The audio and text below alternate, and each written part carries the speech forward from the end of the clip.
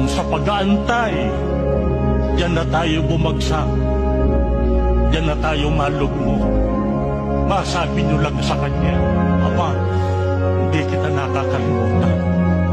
Ikaw ang pinakamahalaga sa buhay ko, sapagkat kaya ako ganito dahil sa iyo.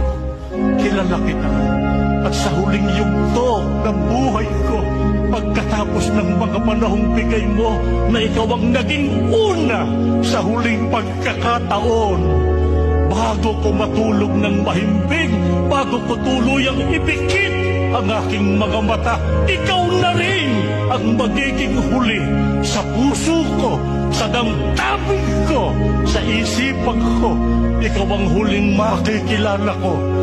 Alalahanin mo ko sa araw ng pagbabalik ni Jesucristo.